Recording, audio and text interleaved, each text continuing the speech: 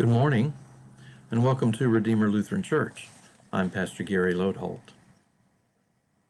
Sometime in the past week or so, I was talking with someone and they told me a story about a loved one who had died, and how in the last few weeks of their life they hadn't spoken at all. But in the final moments, a granddaughter called on the phone. They held up the phone to the dying grandmother's ear, and when the call was ending, the granddaughter said, "I love you." And the grandmother replied, "I love you too."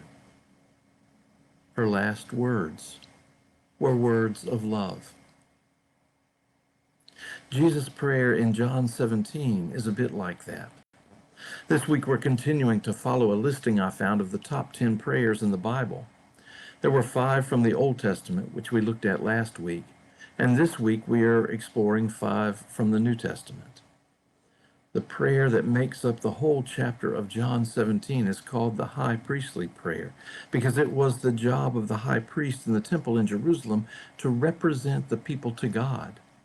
And in this prayer, that's what Jesus does too. In this prayer, Jesus stands before God, praying for us. And you might not think that is so unusual, but let me remind you, when Jesus prays this prayer, it is right before he and his disciples go out to the Garden of Gethsemane, where Judas will betray him and he will be arrested. And his arrest leads directly to his flogging, his suffering, and his crucifixion and death. And remember, Jesus knew all this was coming. And still his prayer wasn't about himself, but rather about us. What kind of love is this? In the prayer, Jesus prays for a lot of things, but I think we might summarize it in a few ways. First, he knows that his disciples and followers will be shaken by what is about to happen, and so he prays for them, that they will be comforted and strengthened. Then he goes on to say that he has cared for these followers that God gave him, but now that he is returning to God, he entrusts them back into God's care. And this prayer applies not just to those disciples then, it also applies to us. You see, Jesus goes on to talk about sending them out into the world with the message and ministry of God's love, and he prays that God would go with them on their way. And right there, that applies to us too, as we go about our lives, venturing out into the world on the mission Christ sends us on.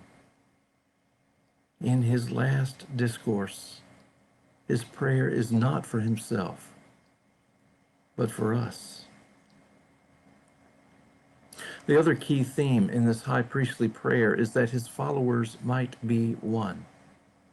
As Jesus says, that they may be one as we are one. In other words, that they, his followers, us, might have the same type of relationship with God that Jesus had with God. It's a relationship marked by love and trust and faithfulness.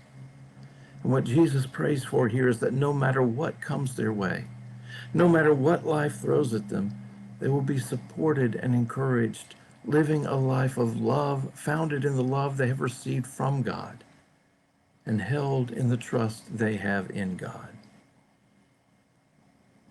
It's quite a prayer. It's a prayer for us, to help us live out our faith, knowing that God is with us, that we are strengthened and guided by the Holy Spirit, and all the while held in God's hand. There's a line I like to use a lot at funerals, especially when one of the scriptures for the funeral is Psalm 46. In that psalm, there's a phrase repeated several times. The Lord of hosts is with us. The God of Jacob is our stronghold. Lots of times I'll say something like, God is our stronghold. God has a strong hold on us and will never let us go. What a message of comfort and hope.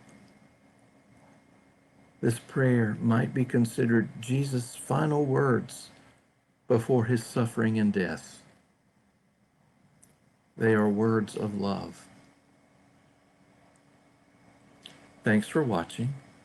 and remember to let this day belong to God.